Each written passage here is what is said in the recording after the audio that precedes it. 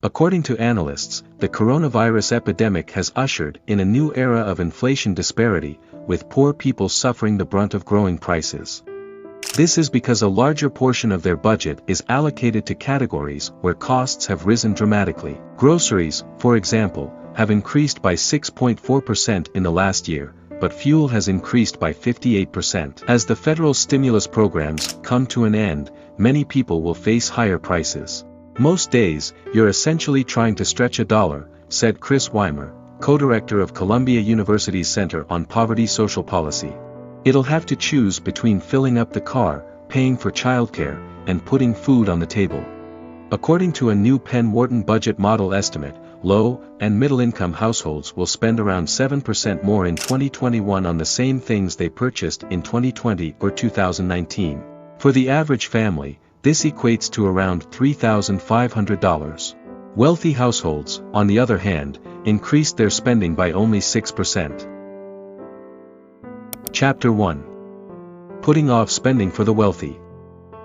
According to Kent Smetters, the Penn Wharton model's leader, this disparity is typical during inflationary eras.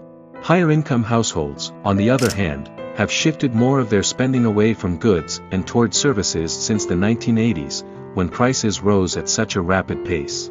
For example, food accounted for 12.7% of the budgets of the top 5% of households in 2020, compared to 16% of the budgets of the bottom 20%. Meanwhile, pandemic-related manufacturing disruptions have raised the cost of raw materials, which poor people rely on. The supply crisis has hit what they're buying harder, Smetters said. It's a lot bigger than before. The findings match those of a credit and debit card data analysis conducted by Harvard Business School economist Alberto Cavallo at the onset of the pandemic. He demonstrated that low-income consumers saw price increases that were nearly twice as high as those who were wealthy.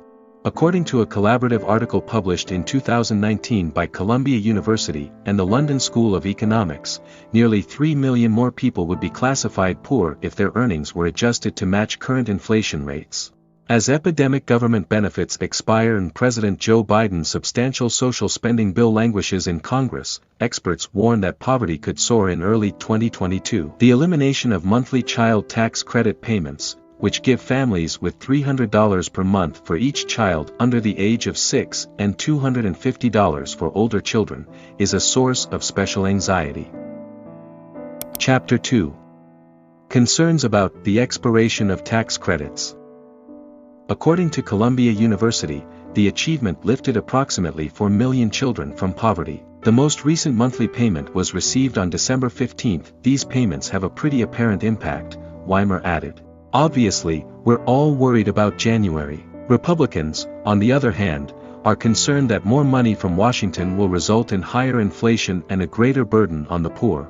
Once inflation settles, there are some things in this measure on which we might be able to achieve a bipartisan agreement, Senator Lindsey Graham, RSC, told reporters earlier this month. However, now is not the time to increase federal expenditure, grow the government, and exacerbate the inflation situation. Senator Joe Manchin, D.W. Virginia, appears to have been influenced by this argument, as he has raised concerns about the cost of the child tax credit if it is extended through the decade. Other social initiatives in the package have been subjected to tighter performance and job requirements as a result of his efforts. The Democrats will be unable to approve the bill without his support in the Senate, which is currently divided. Tax credits are quite important. If we ignore inflation, they are unquestionably a way of assisting the poor, said Gustavo Flores Macias, an associate professor at Cornell University. However, because of inflation, the political timing is poor. Low-paid workers have earned among of the largest salary rises of the pandemic, which is helping to offset the price spike. According to the Federal Reserve Bank of Atlanta, average bottom quartile wage growth was more than 5% in November of last year. Meanwhile, pay growth in the top 25% of the population has slowed this year, reaching only 2.7% in November. This isn't a scarcity situation. It's a problem in which everyone has more than the market can now offer, said Samuel Hammond, the Niskanen Center's head of poverty and welfare. If we want strong economic growth, we'll have to put up with higher inflation and rising commodity prices as a result of the consumption and investment boom. As inflation rises, the cost of living will increase. Inflation results in higher wages, lower savings rates, and more expensive goods. Do you think inflation will rise or fall over the next decade? Would love to hear your thoughts in the comments section below. Don't forget to subscribe and like this video.